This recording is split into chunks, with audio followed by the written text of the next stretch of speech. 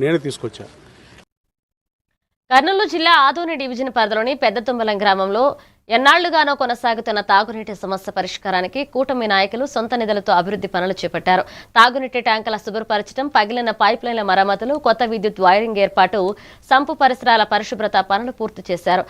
LLC కాల్వ ద్వారా నీటి సరఫరా పునరుద్ధరించడంతో గ్రామ ప్రజలకు స్వచ్ఛమైన తాగునీరు అందుబాటులోకి వచ్చింది.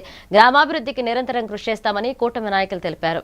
ఎన్డీఏ కూటమి ఆధ్వర్యంలో ఎన్డీఏ కూటమి పెద్ద తుమ్మలం గ్రామ నాయకులందరూ కలిసికట్టుగా మేము ఈ ట్యాంక్ సొంత నిధులతో మేము సొంత డబ్బులతో ఖర్చు చేసి గ్రామానికి మంచి చేయాలని మేమంతా ఎన్డీఏ కూటమి అందరూ కలిసి ఈ యొక్క చెత్త చెదారాన్ని మొత్తము జంగల్ క్లియరెన్స్ చేపిస్తున్నాము.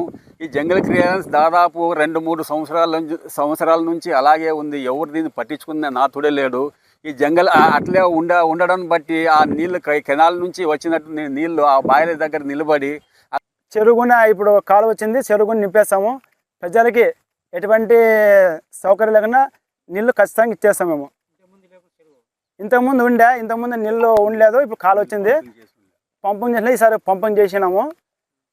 నెక్స్ట్ నీళ్ళు మాత్రం ఫిల్టర్ చేసి వదులుతాం. నీళ్ళు పుల్ల కంపలు నీట్నెస్ లేకుండా ఎక్కడ చూసో చెరువులో బీర్ బాటిల్లో తాగింది అంతా ఇక్కడంతా అస్తవ్యస్తంగా చేసినారు.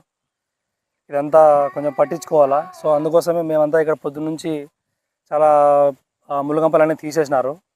తీరా ముళ్ళకంపలన్నీ తీసేసి చూస్తే ఇక్కడ కింద పైప్ లైన్ కూడా పోయింది.